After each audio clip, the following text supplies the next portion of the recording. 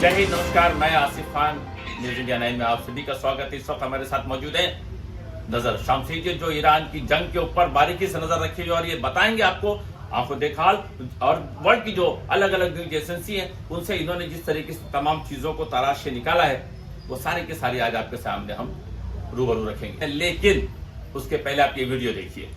The representative of the United States is asked the floor to make a further statement. Frankly, I'm not going to dignify this with another response, especially as this representative sits here in this body representing a regime that has killed tens of thousands of its own people and imprisoned many more simply for wanting freedom from your tyranny. Thank you, Mr. President. I have one word only. I advise to the representative of the United States to be polite.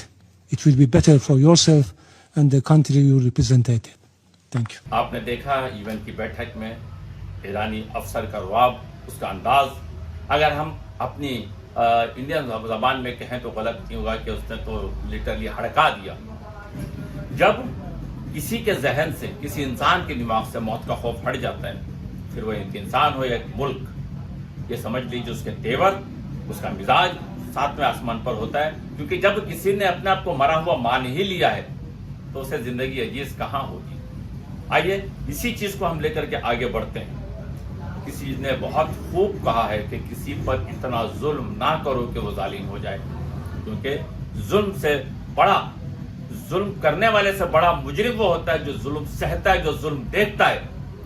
बड़े अफसोस की बात है कि 56 मुल्क अब तक जुल्म देखते आ रहे थे और एक ही ने आवाज उठाई, क्योंकि उसे गुलामी कबूल नहीं थी। इस वक्त मुझे टीपू सुल्तान की वो एक लाइन याद आती है कि 100 दिन भेड़ की तरह जीने से बेहतर है एक दिन शेर की तरह जियो। आइए उस शेर का जिगरा रखने वाले ईरान की जंग पर हम चलते हैं। शामसी जी, आपका बहुत बहुत स्वागत है। तो सबसे पहले जो ईरान ने कहाँ मिसाइल गिराए हैं, किस तरीके से उसने, ये समझ लीजिए कि इजराइल के और अमेरिका के पसीने छुड़वा दिए। तो शुक्रिया मुझे बुलाने के लिए। मेनली हम लोग स्टार्ट करते हैं ईरान के ऊपर से। तो ईरान जो यूएस के बेसिस है इन द मिडिल ईस्ट, जितने भी मिडिल ईस्ट जगह में यूएस के बेसिस है वहां पे अटैक किया जा रहा है। अभी आपने सुने रहेंगे कि ईरान ने कुछ ऑयल डिपो पे भी अटैक किए थे, जैसे यूएई में एक फुजैरा ऑयल स्टोरेज हब करके है और एक मुसफ़ा फ्यूल टैंक है वहां पे।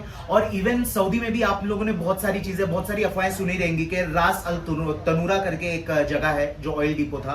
तो यहाँ पे ईरान ने अटैक किया था, जिसको इजराइल ने इंटरसेप्ट किया, बचाया, लेकिन जो टुकड़े गिरे उस वजह से आग लगी थी। मेनली सब जगह का यही स्टोरी है।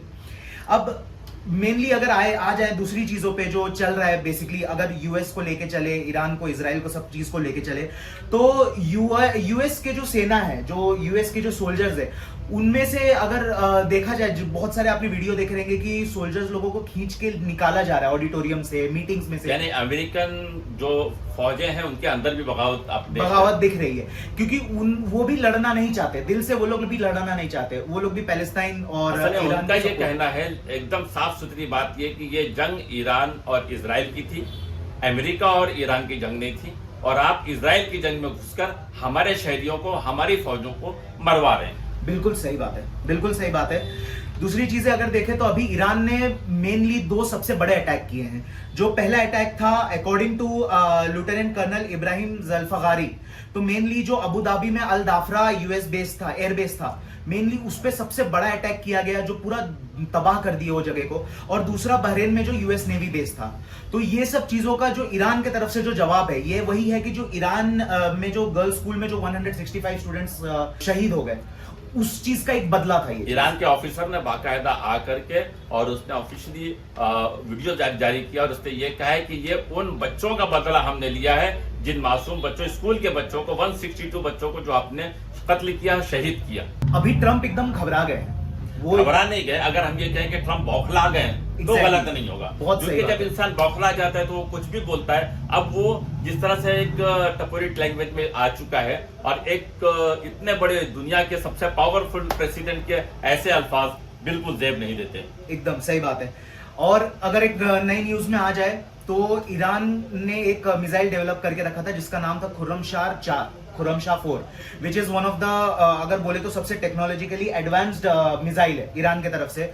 उसकी अगर स्पीड के बारे में बात करें थोड़ी बहुत, तो वो 12 मिनट में तेहरान से कोई भी एरिया में जा सकता है और उसकी स्पीड मार्क 2 से मार्क 3 है। आप मुझे सबसे पहले ये बताइए कि जो ईरान के मिसाइलों की रफ्तार है, उसकी रफ्तार पर आवर्स क्या है?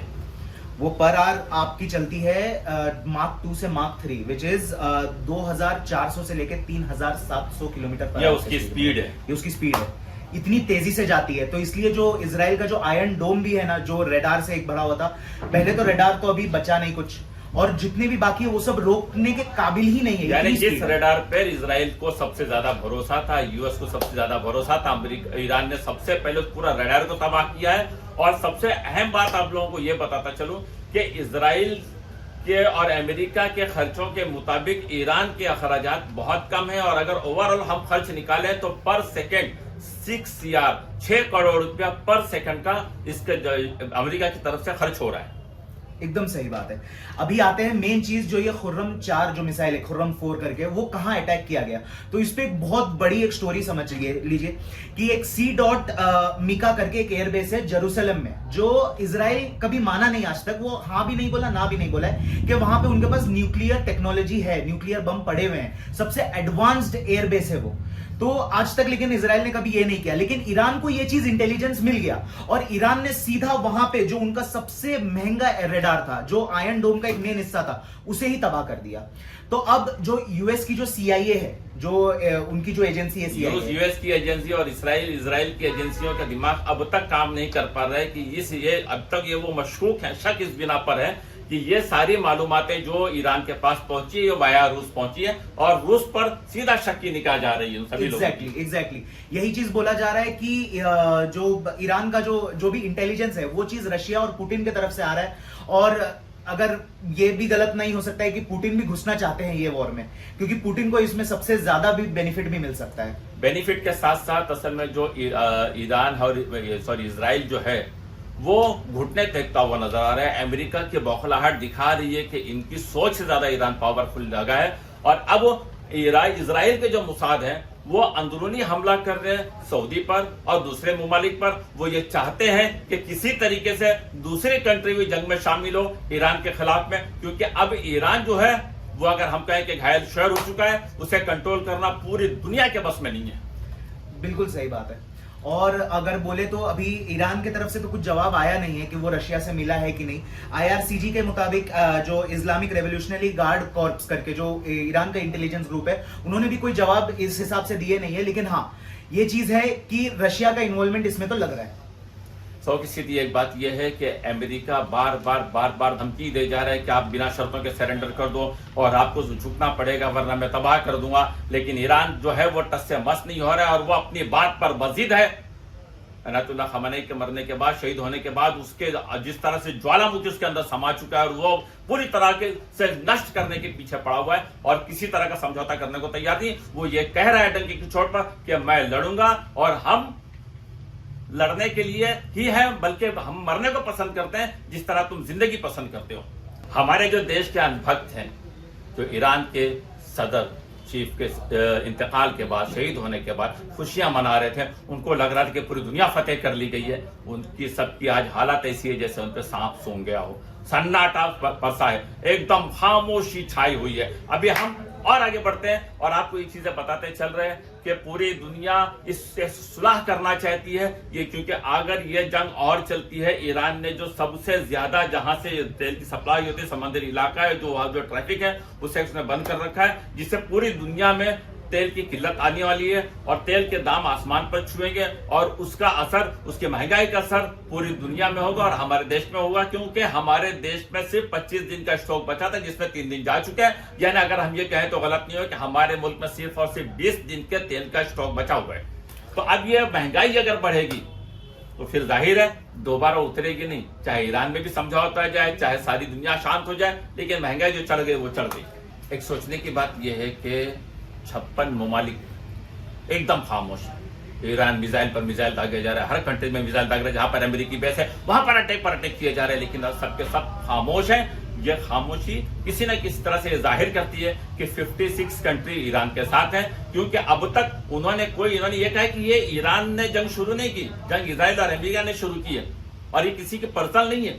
ये तुम अपने आप को तानाशाह साबित करने के लिए तुम इस जंग में कूदे हो, तो बाकी जो 56 ममालिक हो, चाइना है, कोरिया है और बाकी रशिया है, ये सारे के सारे अमेरिका की दादागिरी से परेशान थे, तंग आ चुके थे। तो कहीं ना कहीं कहते हैं कि जुल्म जब हद से बढ़ जाता है तब उस पर कुदरत का अजाब नाजिल होता है, और ये ईरान, इजराइल और अमेरिका पर कुदरत का अजाब बनकर नाजिल हुआ है। एकदम सही बात। एक बात मैं इस प्रोग्राम को खत्म करने से पहले यह कहना चाहूंगा, इंसान की हकीकत क्या है दुनिया में लड़ाई पावरफुल साबित करने के लिए, ताकतवर साबित करने के लिए, लेकिन उसका नतीजा, उसका आखिर क्या है, इस शेर पर हम इस प्रोग्राम को खत्म करेंगे कि एक दिन शहर को हम निकले, हमारे भी कुछ अरमान थे। एक तरफ थी हरियाली, एक तरफ कब्रिस्तान थे, पैर में एक हड्डी चुभी, हड्डी के ये बयान थे, अकड़ कर मच चले इंसान, हम भी कभी इंसान थे।